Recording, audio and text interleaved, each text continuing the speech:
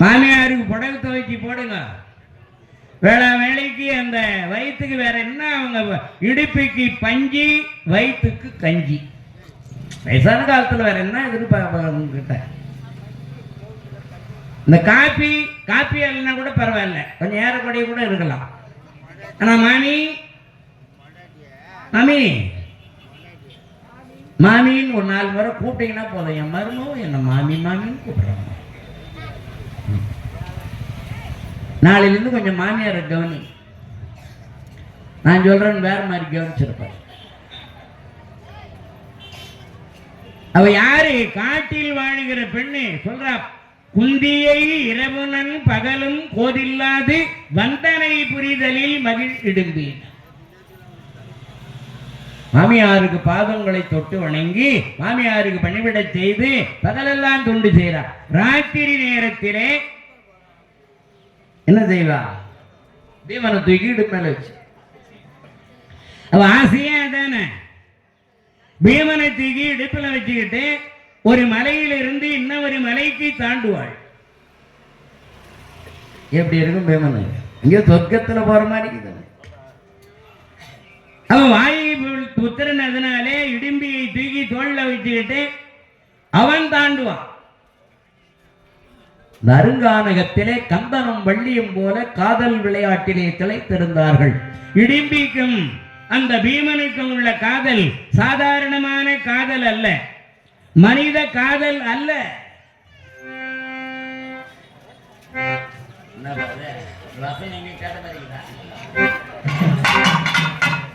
இது மனித காதலே அல்ல. கந்தனும் வள்ளியும் மனிதர்களா? கந்தனும் வள்ளியும் என்ன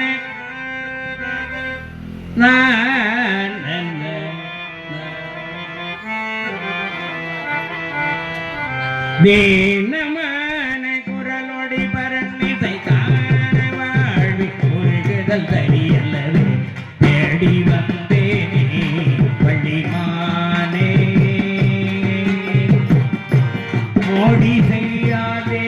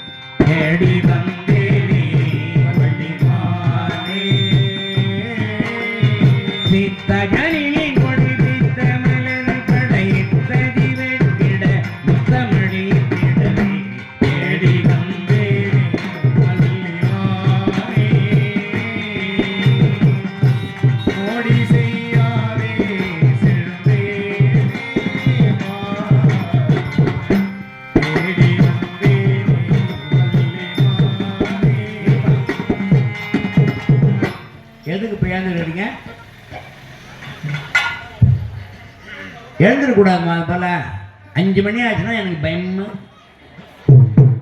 ஒருத்தர் எழுந்தா போதுன்னு தானே இருக்கிறாங்க, விட்டா போதுன்னு தானே உட்காந்துங்க. நீ எம்மா கஷ்டப்பட்டு உட்காந்துக்கிறீன்னு எனக்கு மட்டும்தான் தெரியும். சித்தஜனின் கொடி பித்த மலர் பட இத்தடி வெட்டிட முத்தம் அடித்திடவே தேடி வந்தேனே வள்ளிமானே. மோடி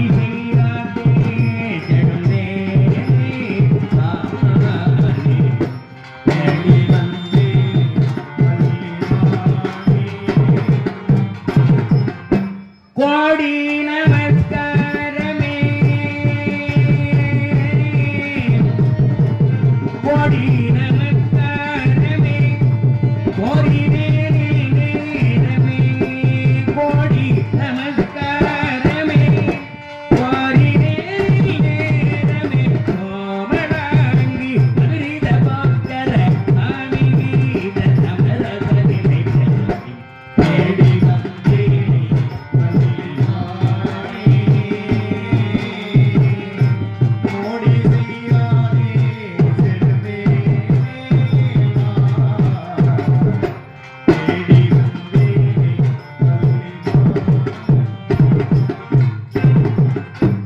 அந்த கண்டனம் வள்ளி எப்படி திணைப்புணத்தில காதல் விளையாட்டிலே திளைத்திருந்தார்களோ அதுபோல இடிம்பியும் பீமனும் அந்த அருங்கானகத்திலே காதல் விளையாட்டிலே திளைத்து இனிது வாழ்ந்து வருகிறார்கள்.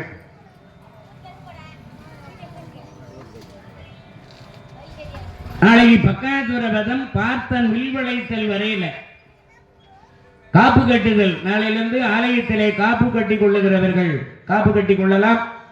நாளைக்கு பக்காதூரனுக்கு சாதம் எடுக்கிறதுக்கு வண்டி வரும். மாலை 4 மணிக்கு வண்டி வரும். பக்காதூரன் சாதம் எடுக்க நீங்க எல்லாம் தயார் பண்ணி வச்சுட்டு வீட்டுல இருக்கிறவங்களை பாட்டு சொல்லிட்டு பாருங்க. கொழுக்கட்டை அதிகமா செய்ய தேவையில்லை. ஒரு வீட்டுக்கு 2 படி அரிசி கொழுக்கட்டை செஞ்சா போதும். அரிசி இடிக்க போறீங்க, மிக்சியில் போட்டு கொழுக்கட்டை நிறைய செய்து பக்காத்தூரனுக்கு சாதம். அப்புறம் சொற்பொழிவு முடிந்த உடனே ஆலயத்தில் திருக்கல்யாணம். நமது ஆலயத்து அரங்காவலர் திரு ராமசாமி உடையார் அவர்களுடைய குடும்பத்தினருடைய உபயமாக நாளைக்கு அம்மன் திருக்கல்யாணம் நடைபெற இருக்குது. இந்த இடத்துல இந்த திருக்கல்யாணத்தை கண்டுகளித்து அடுத்து நாளை இரவு சாமி திருவீதி உலா இருக்கிறது. நாளையிலிருந்து தெருக்கூத்து நாடகம் தொடங்குகிறது. ஆக பாரத்தில் நீ வருகிற ஒவ்வொரு நாளும் முக்கியமான நாட்கள். ஒரே ஒரு மணித்துளிகளை கூட வீணாக்கி விடாமல் எல்லாரும் இந்த விழாவிற்காக நேரத்தை ஒதுக்குங்கள். எல்லாருக்கும் போன் பண்ணி வாட்ஸ்அப் மூலமா செய்தி அனுப்பி இன்னைக்கு இந்த இடிம்பி குறி சொன்னதெல்லாம் நேற்று அம்மன் பிறப்பு வாட்ஸ்அப்ல போட்டு எல்லாருக்கும் தெரிஞ்சு எத்தனை பேர் இன்னைக்கெல்லாம் போன் எடுக்கிறதுக்கே தெரியாச்சு. அந்த அளவுக்கு எந்த ஊர்லயும் நீங்க எங்க ஊர்லாம் இந்த மாதிரி நீங்க அம்மன் பிறப்பு இந்த மாதிரி நீங்க பண்ணவே இல்லையேன்னு குறை வேற. எனக்கு எங்க ஊர்ல பண்ணலையா, அந்த ஊர்ல பண்ணிக்கிறீங்க. அப்படிலாம் நேற்று சிறப்பாக இருந்தது. அதே போல் இன்னைக்கு இடிம்பி குறி நிகழ்ச்சி இதெல்லாம் நிறைய வெளியில் ஆயிரக்கணக்கான பேர் 10,000 பேருக்கு மேலே அவங்களும் 1000 பேருக்கு அனுப்பும்போது என்ன ஆகுது, எல்லாரும் பார்த்து கொண்டு இருக்கிறார்கள். நமது விழா முசரவாக்கத்து பாரத விழா பெரிய அளவில் விளம்பரமாகி இருக்கிறது. இனிமே பல்லாயிரக்கணக்கான பேர் இந்த விழாவிலே கலந்து கொள்ள இருக்கிறார்கள். எல்லாரும் எல்லாத்துக்கும் தயாராக இருங்க. வருங்களை வரவேற்பு கொடுங்க. ஊர் மக்கள் எல்லாம் ஒன்றா திரண்டு இந்த விழாவை சிறப்பாக முடிக்கணும். நாளைக்கு பகாசுரம் வண்டி நல்ல வேலை, பாரதத்தை நான் தப்பிச்சேன். மாலை 6 மணிக்கு தான் பகாசுரம் சாதம் எடுக்கிறதுக்கு வண்டி வரும். நீங்க எதனா செய்ய தந்தா 1 மணிக்குள்ள செஞ்சு வச்சுட்டு 1:30 மணிக்கெல்லாம் வந்து வார்த்தை சொற்பொழிவு முடித்த உடனே அப்படியே கல்யாணம் முடிஞ்சதும் பகாசுரனுக்கு சாதம் போடணும். அதன் பிறகு சாமி தீபாராதனை காட்டணும். எல்லா நிகழ்ச்சிகளும் நாளைக்கு சிறப்பாக நடக்க வேண்டும் என்று சொல்லி இதுகாரும் பொறுமையாயிருந்து கேட்ட அனைவருக்கும் நன்றி வணக்கம் சொல்லி நிறைவு செய்கிறோம். ஒரு வாய் அருவாய்